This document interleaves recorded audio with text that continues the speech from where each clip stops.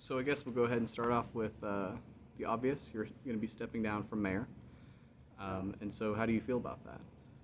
Uh, well, I enjoyed my time as mayor, and I think it was a great experience. I love it.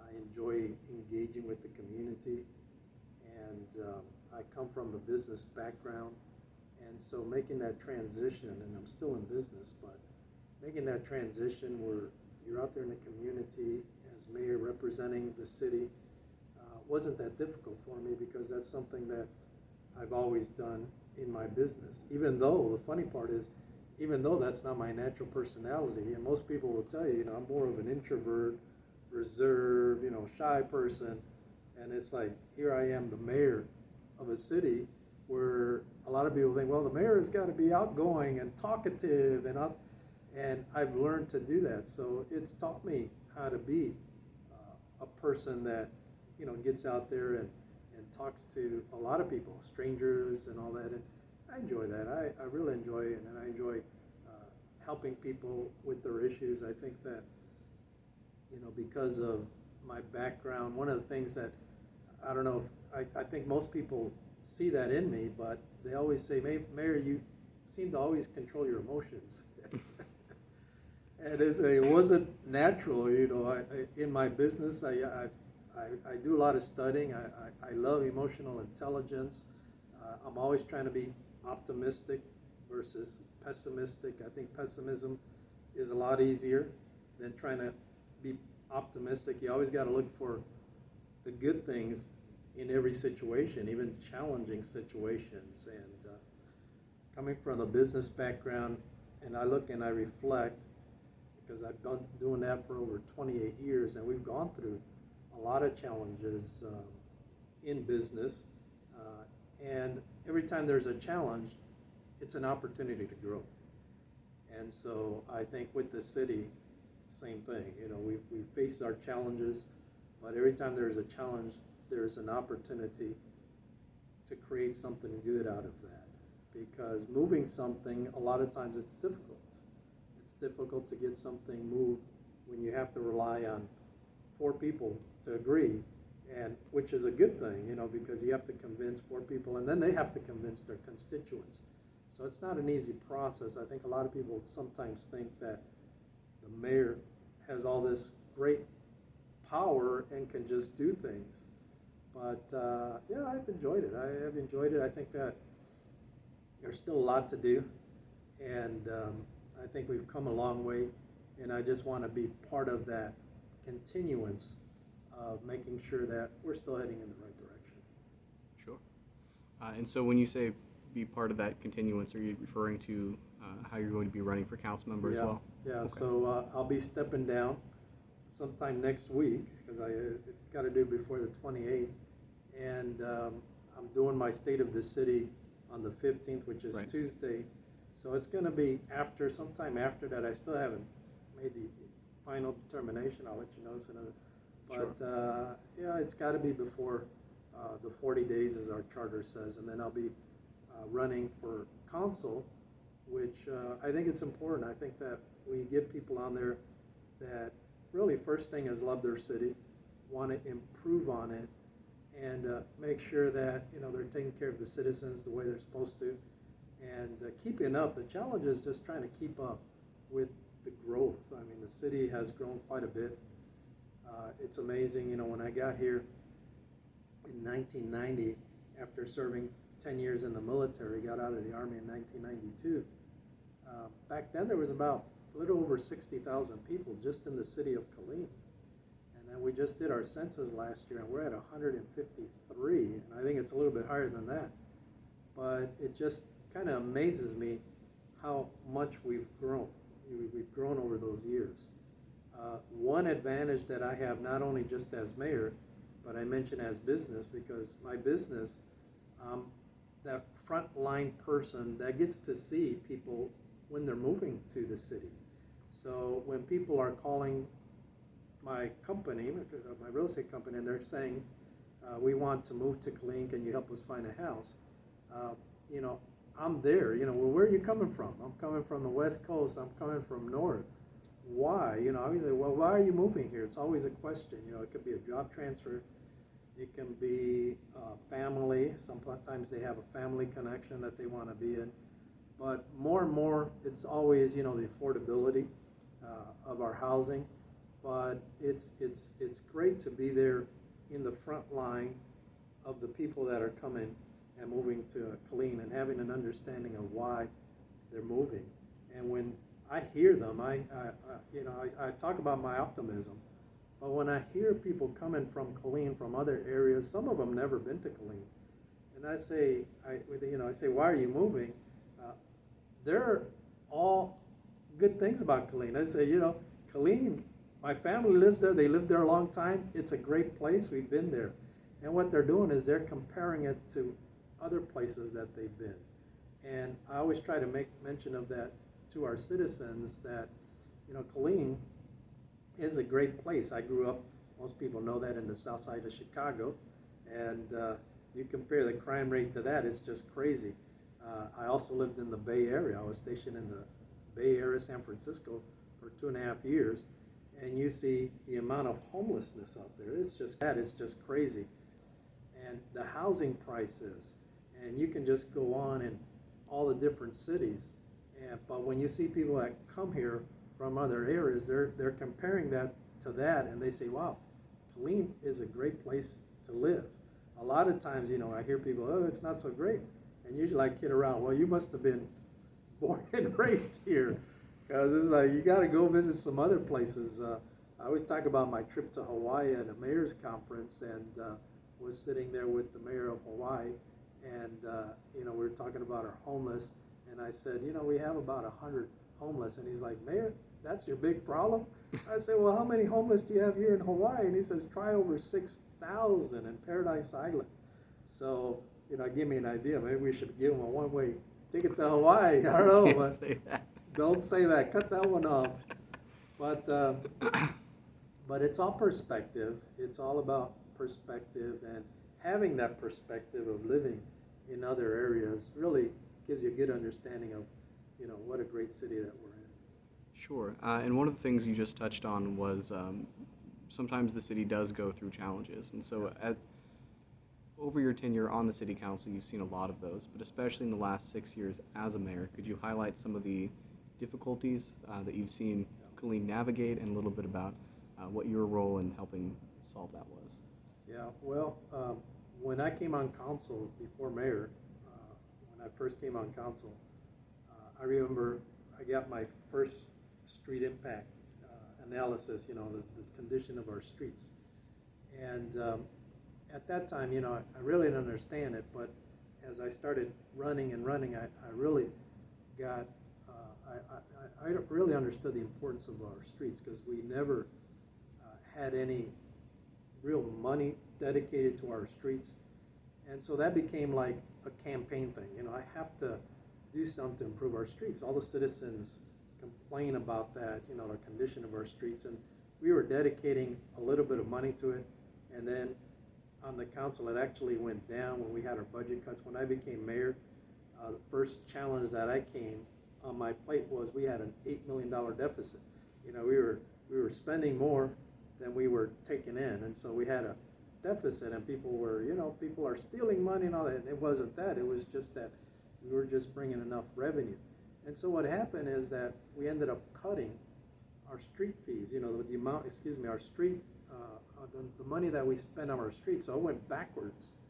And so that always been, like, I would say, my number one issue, even from council and through mayor. I've always wanted to make sure that we take care of our streets, because I feel that if we did that one thing alone, it would change the city dramatically. It would improve quite a bit, because we can do a lot improving our streets.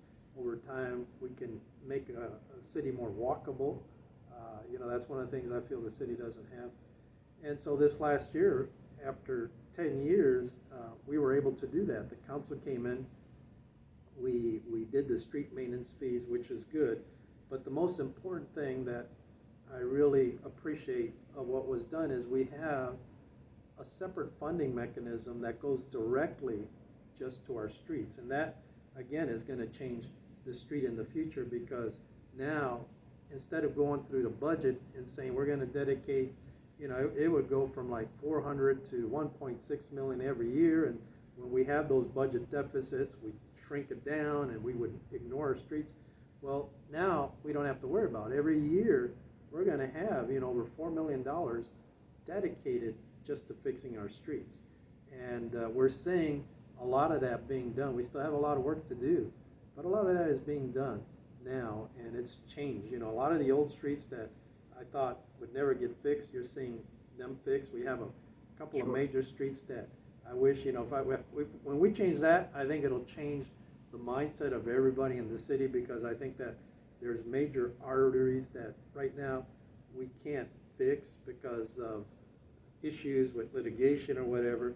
But once we're able to do that, I think that's going to change the mindset of everybody. Say, wow, they've been fixing their streets. But we have major streets that still need to be fixed, and we'll do that. But I think that, I would say, is probably one of the best accomplishments that we've done, as a city, as a new council, and all that. And I think that's great. But we've done a lot of other things, our parks, our comp plan that's going on. I think a lot of good things are going to come out of that comp plan.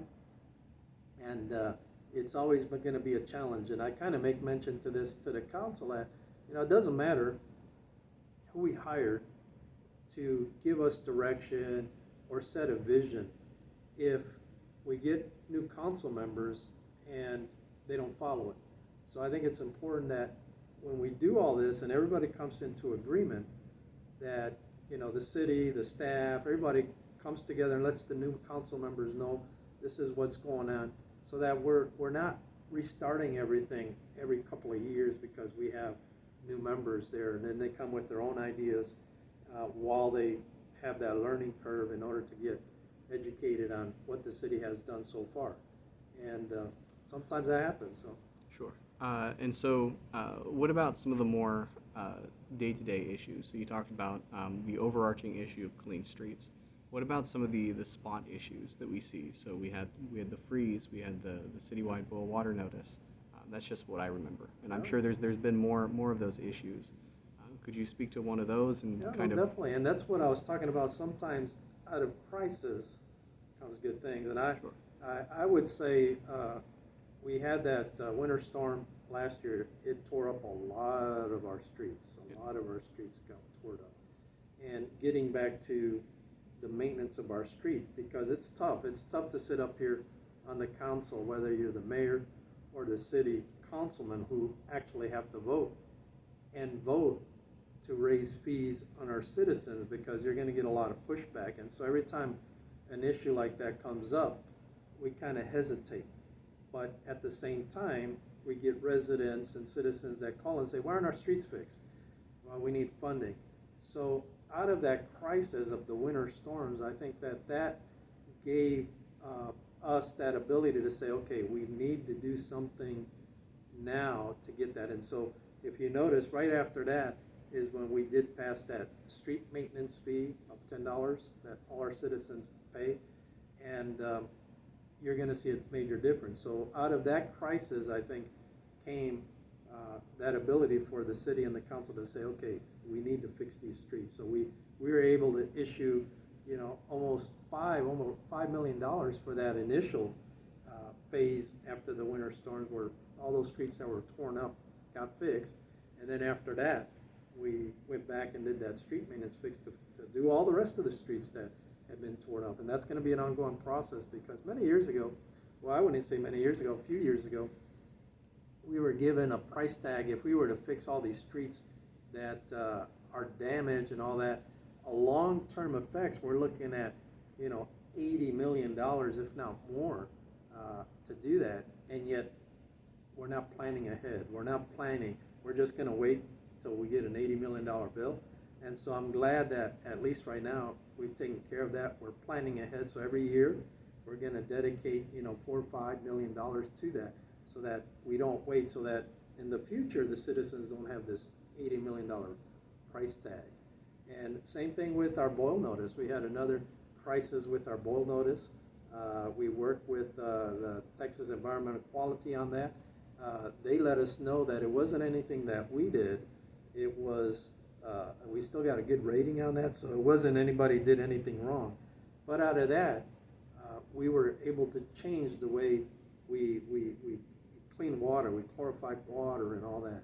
And so now we're better prepared for the future if something like that happens. And going back to the winter storms with the water shortage, you know, the electricity we couldn't control, but the water falls on us. And when people ran out of water, it was because we didn't have no electricity to them. Those pumps weren't strong enough.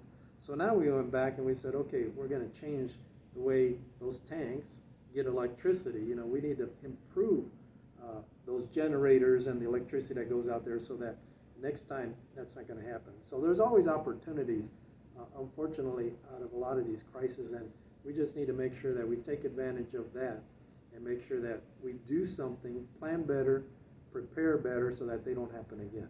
Because, you know, if they do happen again and we have the same problem, then we're not doing something right. And so speaking of planning and preparing, in your time as a mayor, you did see the emergence and sort of recession of the coronavirus, or the COVID-19 coronavirus. And so I guess my question would be, how does it feel to be known in the history books as the coronavirus mayor? Coronavirus mayor, that's you know. going to be something. Well, I want to say that, yeah, it's tough. It's tough to see people go through it. It's unfortunate, you know, and, you know, one death is too many out of that. We were very resilient on that. You know, when we look at what's happening all over, I think we came on the good side of that. We did everything we can, you know, vaccinations. I issued a mask mandate when it first came out. I think at that time it was the right thing to do, because the next day, even the governor passed it where you had to wear a mask if you were in a business. Did you get any pushback on that? Oh yeah, I got a lot of pushback. People from both sides, so you know, as part of the mayor, you can always hear both sides. Sure. But you got to make a decision, no matter what you do. You know, somebody's going to probably not like what you do, and I did. And so, but you know, I felt that not knowing, you know, since it was brand new, something coming out, and we're seeing deaths, you know, I would rather take the pushback on something like that than not do it and see more deaths come. But after that, you know, we started to understand the virus a little bit more. Then the vaccinations came out, and we were just pushing people to get vaccinated again. Some people don't like to be vaccinated, and I got pushback on that.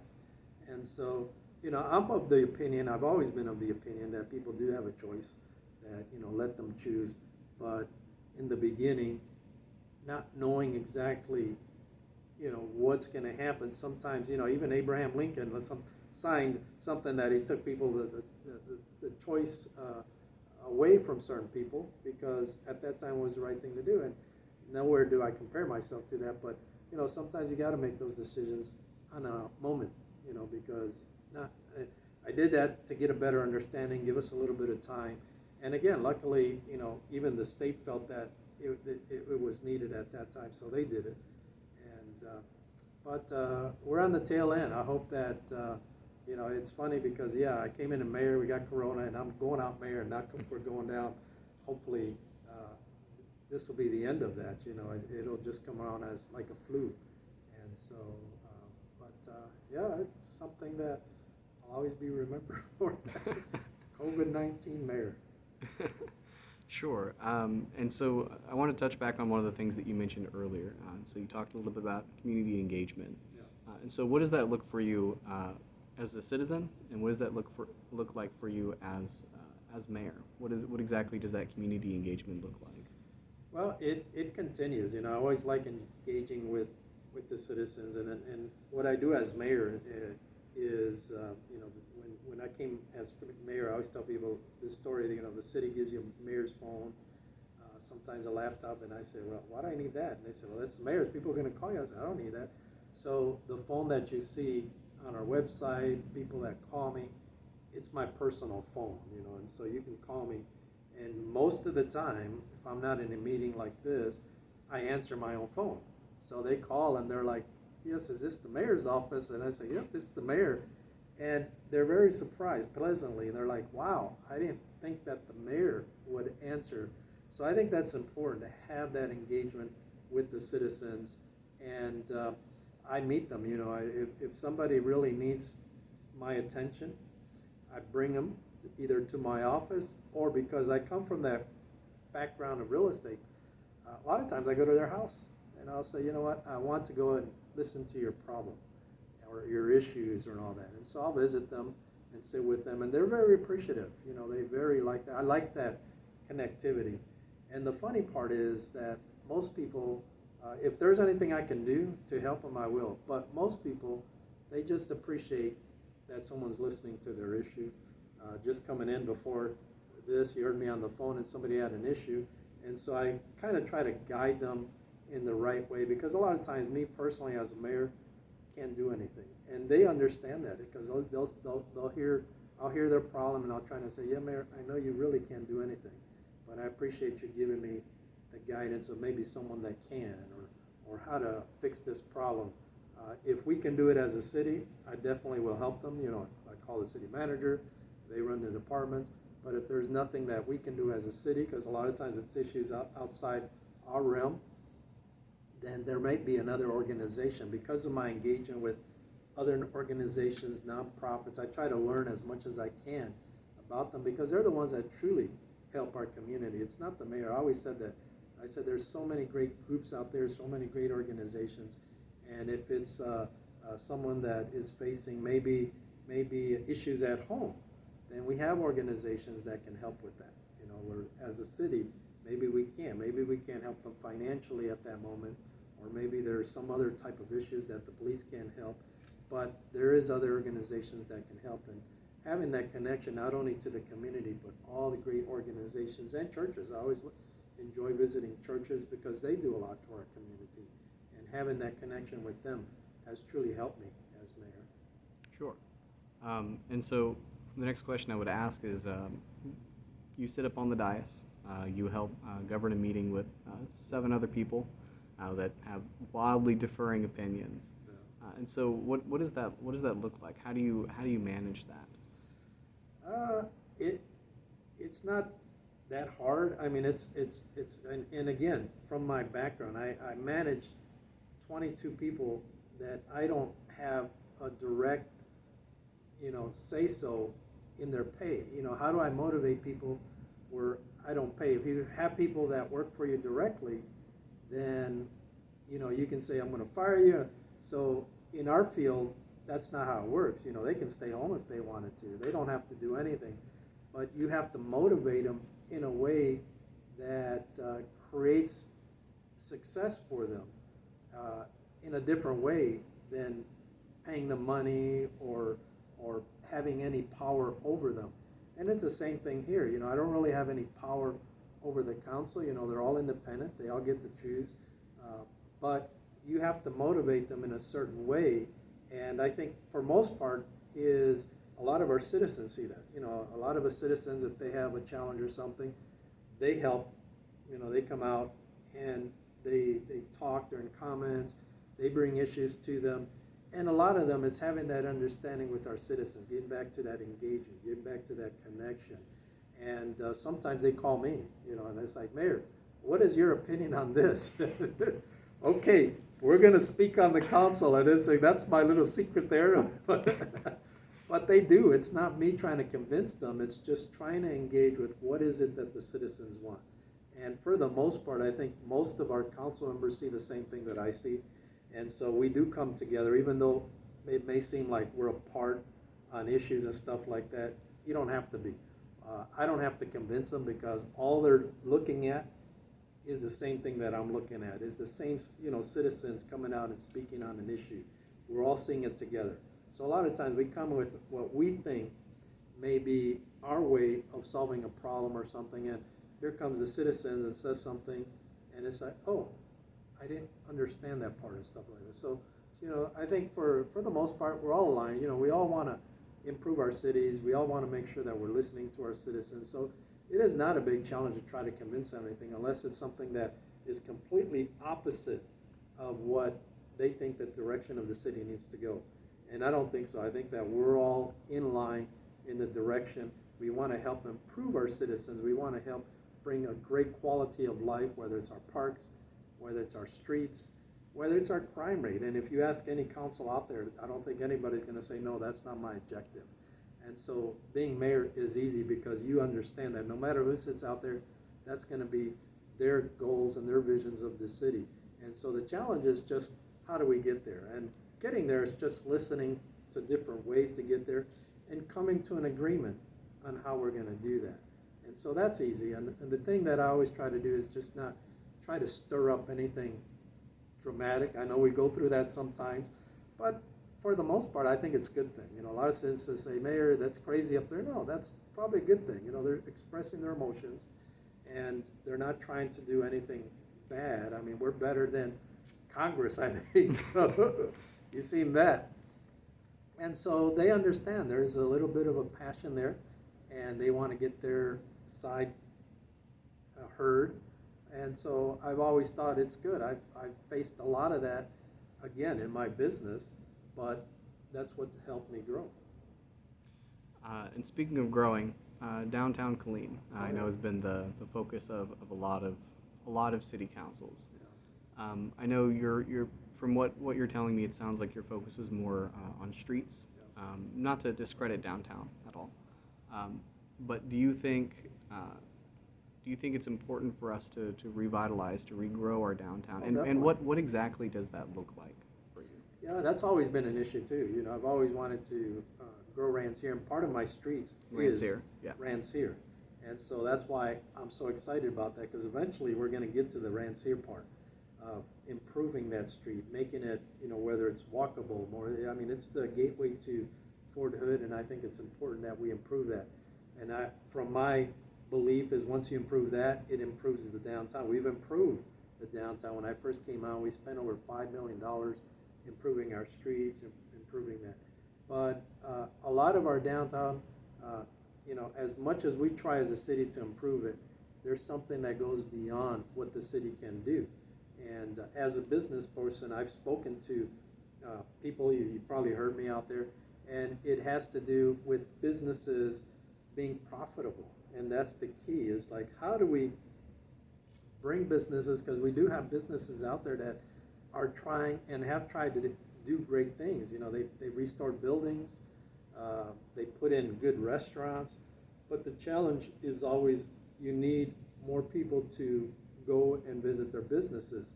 And without that foot traffic, that's where the difficulty comes in. There's not enough foot traffic to make them profitable.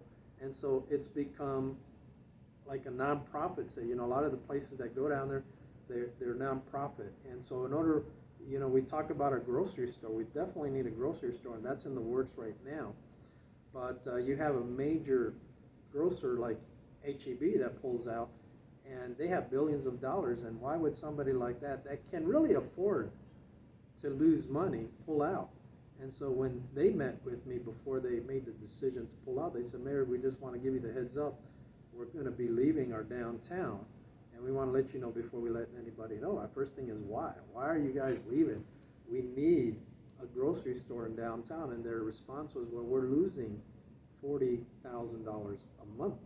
So when you have a major company like that not wanting to lose money, that's the difficulty. So they have to be profitable. So we have to help them bring in more foot traffic so that people can shop. And if you understand business, if you have a restaurant, you can have the best restaurant in downtown area. And I could say, you know what, I love your food. That's the best food I've ever had. The problem is that I cannot eat in that restaurant every day, maybe once a week, once a month, but you have to have enough people on a daily basis to keep you into business. And so I met with one restaurant one time, and I had asked them, and I said, well, how much profit after you pay your employees, after you pay your lease, because they were leasing, after you pay your insurance, after you pay the food that you have to buy and everything, on the average, how much? And he was calculating, he says it was just a little over a dollar profit. Talk about it. And when you break it down on a daily basis, I said it came out to he had to make like $300 a day just to break even. And I said, if you put that into perspective, you need about 300 people a day to shop at your place. And it's like, well, how many are you getting right now? And he says, oh, about 20 or 30. And so there's the difficulty. You have to bring more people to downtown area. We're trying to do that. We're with our downtown events that we've started, that the city had set aside some money so that we can do that, bring the awareness, get them downtown.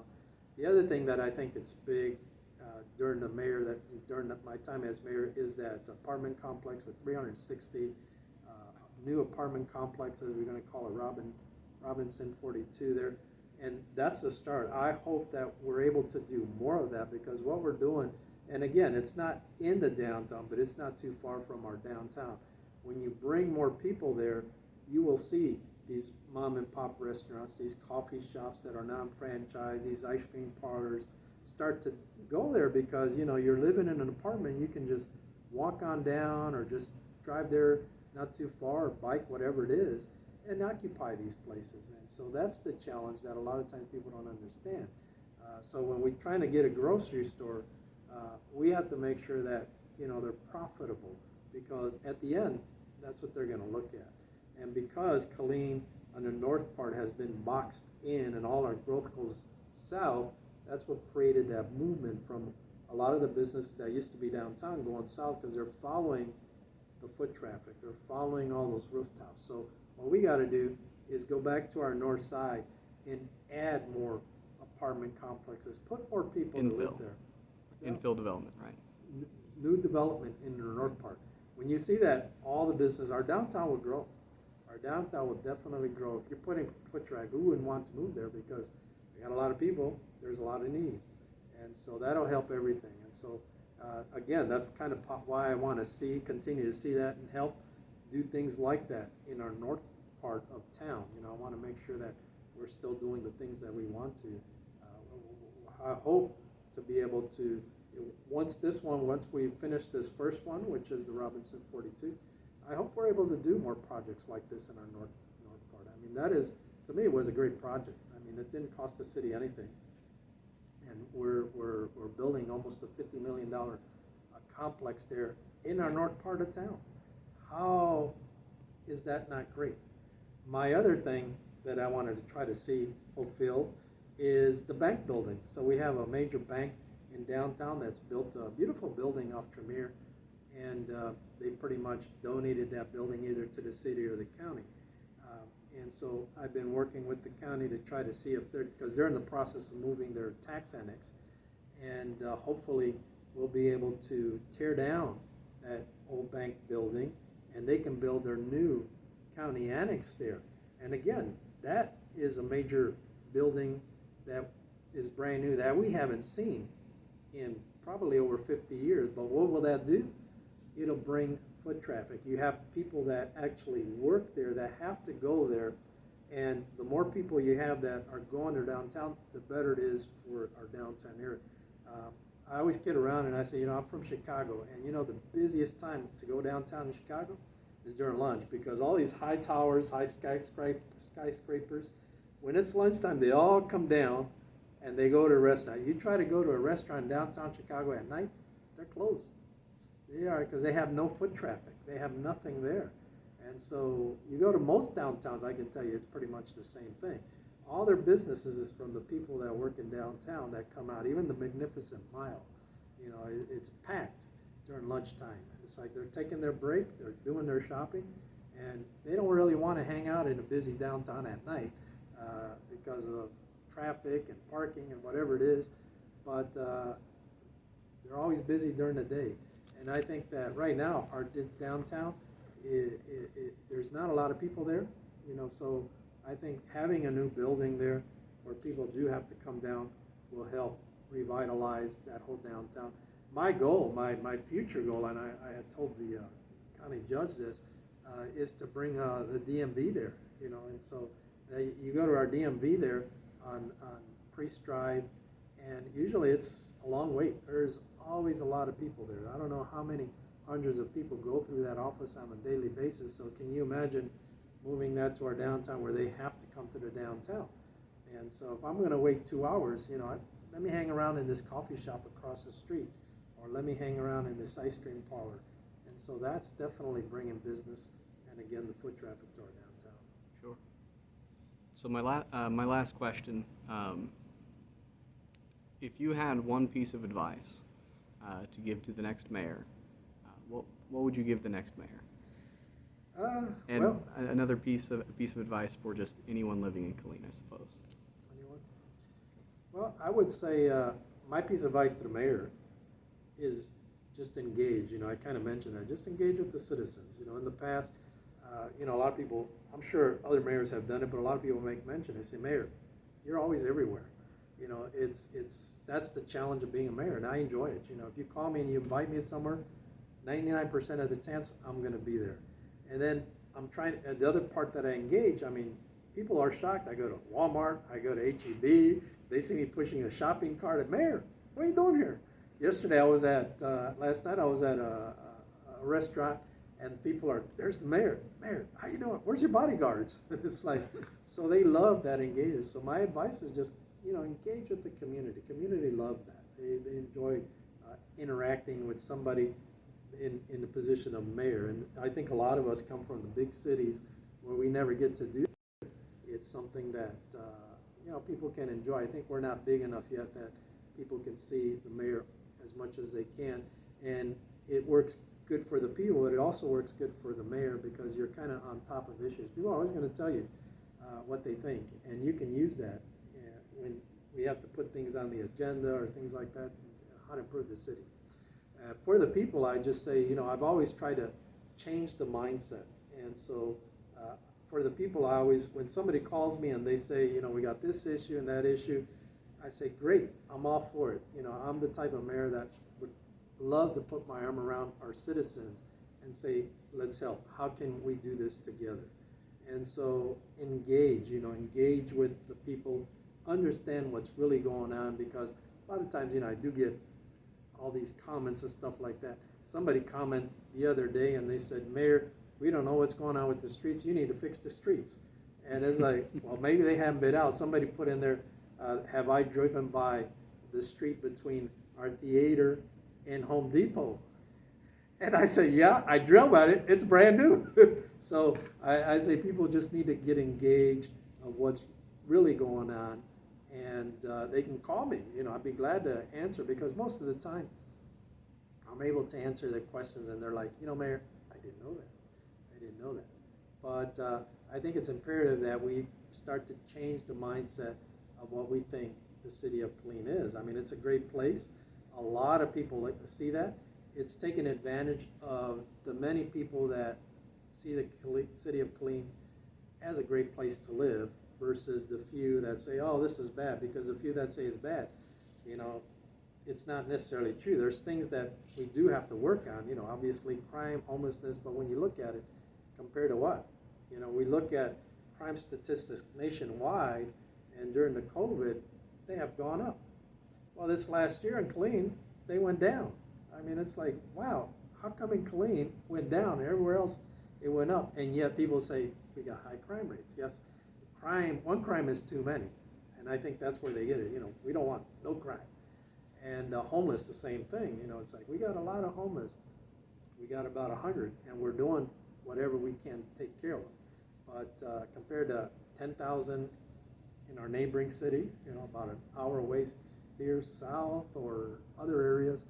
And so those are things that we're always going to be challenged with. We're always going to work on it. But, compared to other cities, we're sitting high. So it's a great place, and it's a good place to settle. Because a lot of people that I talk to, because we are a military community, and somebody said, Mayor, you should say that more often. I said, I think I'm going to do that. Because military, like myself, some of them have been in there 20, 30 years in the military. They've traveled the world. They lived in many parts of the country. And so they compare Killeen to that. They have a big scope and understanding of what's going on. And the biggest part that has contributed to the growth is those retired military. They have spent 20, 30 years in the Army, and they say, wow, you're staying here? Oh yeah, Killeen is a great place to live. And it's like, wow, you're comparing that to all the, yep. People just don't know that. I've had people that have actually moved to Florida and then came back, and they're like, nope, staying in Killeen. That was funny, because I ended up selling both of their houses, and they ended up coming back and buying another one. So, but we see that quite a bit. And so I think it's a great place. And I'm an transplant. Is that what they call a transplant when you're transplanted here from another place? Because I was now born and raised here, and my comparison is to other places. And me and my wife both love it. She's not from here either. She's from El Paso. And when she came here, it was so funny because when she came here from El Paso, she says, "Wow, this place is beautiful." And I say, "Why is that?" "It is so green." Well, coming from El Paso, that was her perspective. She says, "I can't believe how green it is." I say, "Okay, wait around for summer. It's dry." So I mean, it's changing that mindset. Changing that there's always good things that we can focus on versus the few negative things. And I would try to tell people that focus on the many great things that we have. We have great schools. They're building so many. And as mayor, even though two separate entities, they have their own school board, we really don't manage that. But as mayor, I enjoy engaging with our school. They're always calling me. I read to class last week. Teachers call me, "Mayor, come and read to our kids." They love, having the mayor there. I love our relationship that we have with Fort Hood. One of the things that I've done as mayor, and thanks to our General White on Fort Hood, we meet once a month with all of our local mayors, all the surrounding cities. We have lunch together, and so we kind of talk about what's happening on Fort Hood. We get the updates. We each update our own city. So that communication is something new that was started just recently while I've been on mayor, and I think it's important, and that's something that I definitely will make sure that our new mayor continues doing that, maintaining those good relationships that we have with Fort Hood and all of our surrounding communities and the counties, even some of our neighboring counties, because as mayor, I get to serve on the SITCOG and K-Temple, and it's important that we start looking at not just the city, but the region, because as we grow as a region, it's going to help everybody. It's going to help our city. It's going to help everybody's city, everybody's county, and that's what we want. We want to create that quality of life that helps everybody. I know we have a lot of people that actually live here and make a commute to somewhere near Austin. So, and they like that. It's like, wow, because you make more money, but you pay lower price here in Killeen for your home. So, well, the hope is that they will eventually commute within Killeen, right? Yeah. And they've been doing that. And you say, well, how do you know that? Well, we see our sales tax revenue, which is another source of income, right, continue to rise. I mean, 15% year over year during coronavirus. It was 17, 18%. Yeah. It's crazy. It's like, wow, you figured it'd go backwards. So it just tells you that, the resiliency, the patriotism that we have in our community, it's above anybody else. Somebody asked me that the other day, and they say, "Are you guys very patriotic?" I said, "Where are you from?" They say, "Oh, I'm from Dallas."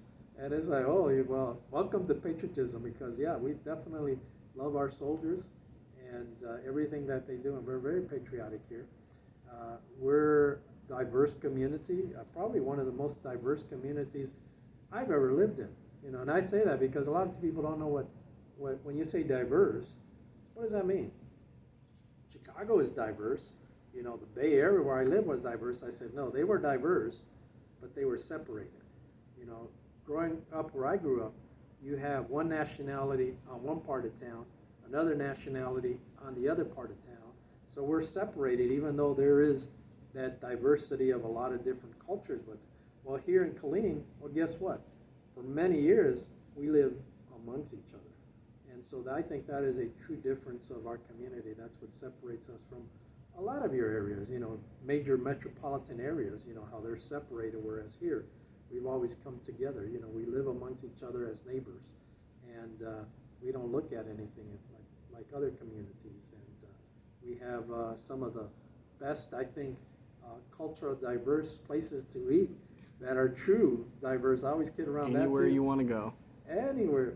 And true diversity, because the people that work and open up these restaurants, the great thing about that I notice all the time is that they are from their culture.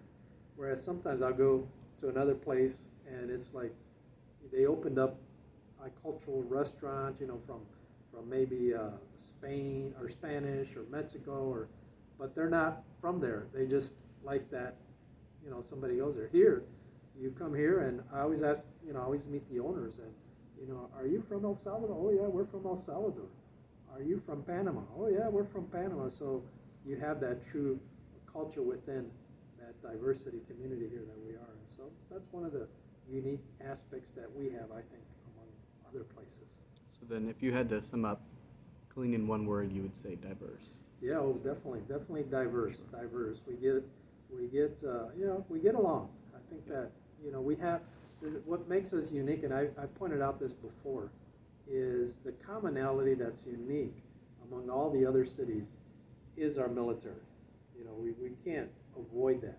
But then I look at that as a positive. And so if you meet somebody here in Killeen, you can talk about where you're from or anything, but the main thing is, are you connected to the military? Are you in the military? And most of the time there's a conversation. Most of them are. Most of them have a son that's served in the military. And so that builds a connection, I think, better than anything else. And so that's what makes us so unique. A lot of people may look at it negative. I say, no, that's a positive. You don't have to be in the military, but, people will say that. Hey, my grandfather was in the military. There's a connection there. They brought a lot of their family here who may not have served, but are still connected in that way to others in the community. And so we have that going for us, I think. Okay. I think that just about wraps up our All interview. right.